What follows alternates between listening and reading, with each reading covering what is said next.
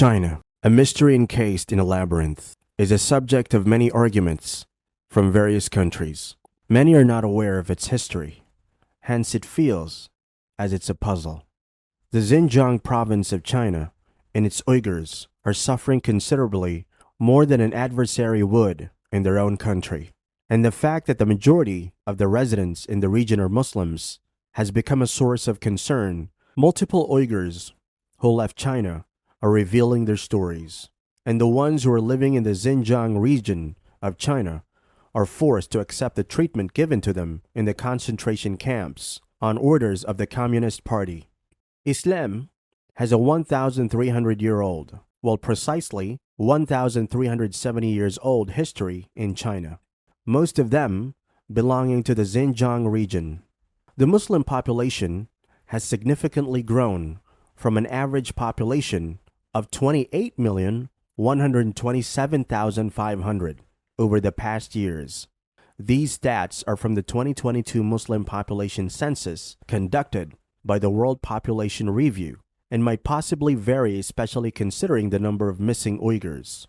To know more about Uyghurs, it's vital to know how Islam and Muslims started growing in China, so as to understand Xinjiang's political and geographical aspects with today's Uyghurs suffering.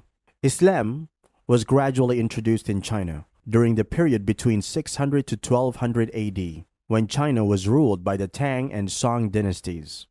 The Turkish, Arabic, and Persian-speaking Muslim traders traveled to China and started their businesses, which led to the initiation of interracial marriages between the Chinese and Muslims. Islam was at this point rapidly spreading throughout the entire Asian continent.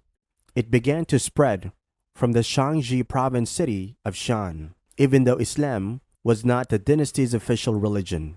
The Tang dynasty, Emperor Gaozong, was the first to permit Muslims to practice Islam in the state. Emperor Gaozong was also the first Chinese emperor to order the construction of a mosque in the Prophet's honor, since only 20 years had passed since the Prophet's passing. In the early 13th century, Genghis Khan, and a Mongol who led the Yuan Empire in China, started invading Muslim lands, which caused massive troubles for Muslims inside and outside China. Persia, a country with a majority of Muslims, was also invaded by the Mongols in the same 13th century. The Mongols were not Muslims at the time, but as the 13th century ended in 1295 AD, their descendants converted to Islam, and Mahmud Ghaznavi underwent the earliest conversion. However, the Yuan Empire continued with its methods of occupying lands and committing atrocities while rejecting Islam and converting to Buddhism. Prior to accepting Islam, Mongols killed and destroyed many Islamic states, which ended the glory period of Islam, leaving behind Muslims helpless. But soon, the Mongols realized the damage they did to the Islamic world after reversion and initiated rebuilding the infrastructure of the Muslim states. Due to this fiasco, the whole 13th century was indeed a disaster and caused many troubles for Muslims under the Yuan dynasty. Fast forward to the 17th century, the first anti-Non-Han or anti-Hui movement, which laid a significant foundation for the current situation for Uyghurs, was started during this period by the Han Chinese chauvinists. Hui and Uyghur Muslims are the ethnic Muslim minorities in China that still exists to this day. At this point in the 17th century, in the year 1644 AD, Manchurian forces initiated a full-scale invasion of China. One could argue that the Ming dynasty's collapse, which led to ethnic clashes among the residents of what is now known as China, was to blame for the severity of the political conflicts, which still can be blamed for the modern Uyghur suffering. In the early stages of its existence, the Qing dynasty, headed by the 5-year-old emperor Shunji, began an extensive invasion of Dzungaria that significantly reduced the country's population. Later, after some time, the Qing dynasty saw a great decline in the population of Dzungars and supported the settlement of the Hui, Uyghurs, and Han's Chinese to create a multi-ethnic area in the depopulated area. The Hans, a close ally of the Qing dynasty, opposed occupying Dzungaria because the territory was not a part of the Chinese region and did not share any cultural characteristics. Even with the opposition, the Qing dynasty continued with it. This attitude prompted Han's to start making efforts to halt the Qing policies. The Qing dynasty's policy changes caused a rift in the alliance.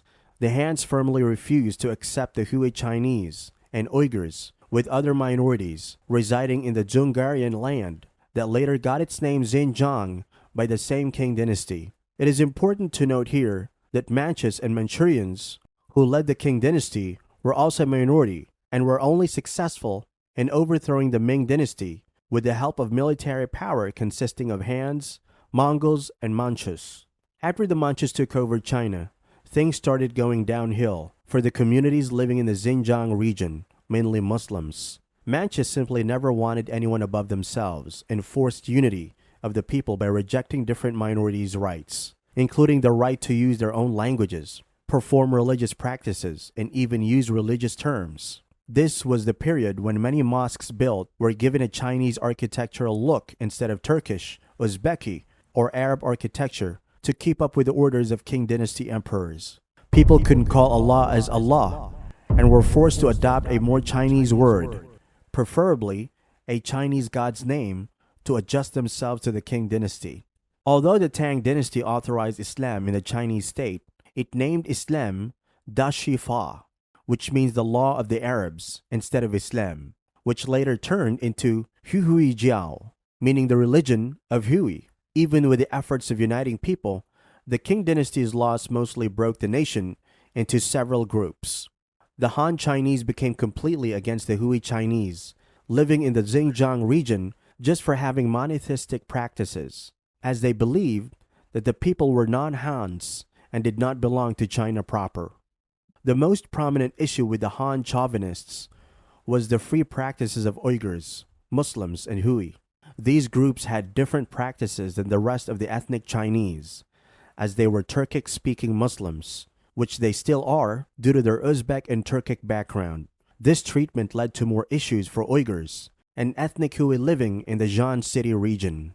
Knowing all this, it can be said that there has been a history-long rift between the Uyghur Muslims and a group of Han Chinese people that do not approve of Uzbek or Turkic ways in China, just because they believe it separates the Chinese nation.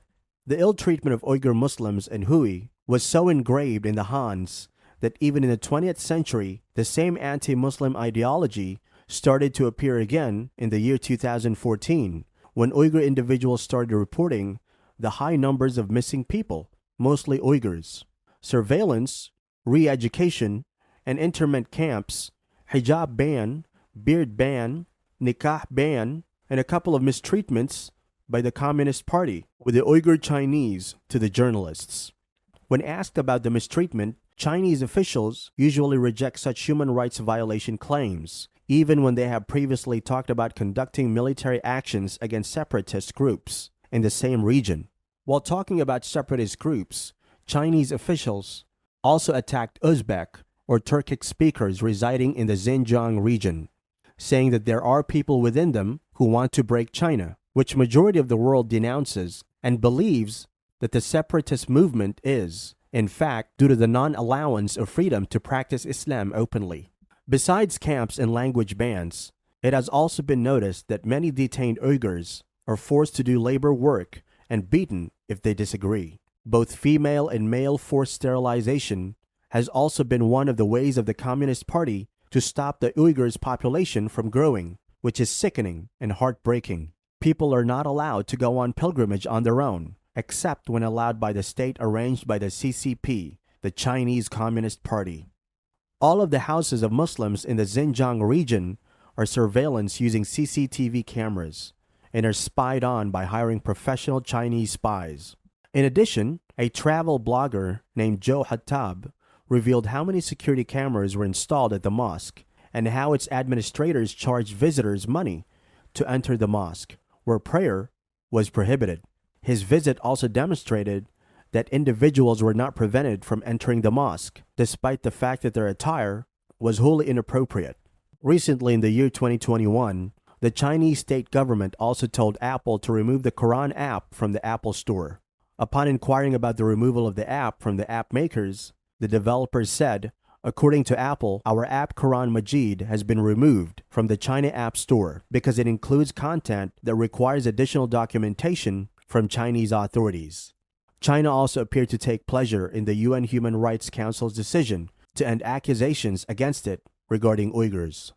Most states have significantly accused China of violating human rights, especially the United States. The U.S. state government is also investing huge amounts in advertisements for awareness and managing the World Uyghur Congress, which also, many times, seems like a propaganda machine, since the U.S. has also massacred Muslims publicly in various countries using similar but more gory tactics as China is currently employing. The most important reason why China doesn't want Xinjiang to get independent is that it wants to build the Silk Road. It is one of the oldest roads, and Xinjiang serves as a good spot for the plan as it connects China with other states in Asia. It's expected that it'll make China stronger than the U.S., which is why the U.S. is actively participating in campaigns against China. The Chinese government considers all these efforts from the U.S. as anti-Chinese or terrorist funding, even when their deadly restrictions and laws put their own Chinese Uyghur Muslims' lives at risk. There are various reasons for the West to oppose China when it comes to tech, geopolitical issues, and finances, as it gives way to their personal agendas. There's no doubt the U.S. is trying to catch from these human rights violations and has no clear or clean intent to support the Uyghurs. Still, the reason why the West is specifically using human rights issues is a common question that the majority of the people are very concerned about, since the U.S. war in Iraq was also one of the most horrific human rights violations done by the U.S. against the innocent Muslims by accusing Muslims of terrorism, when in fact, innocent Muslims weren't actually part of the 9/11. Many people think that the focus that the U.S. has placed on the Uyghurs will soon disappear, because the majority of the West is trying to hold political grudges against China, rather than providing aid to the defenses of Uyghurs. Additionally, it logically demonstrates to everyone that the West's role as an advocate for human rights does not fit well, especially in light of their past conduct. It is therefore time for all Muslim-majority nations to take decisive action, but sadly, many of them are unwilling to give up their material advantages for the good of humanity.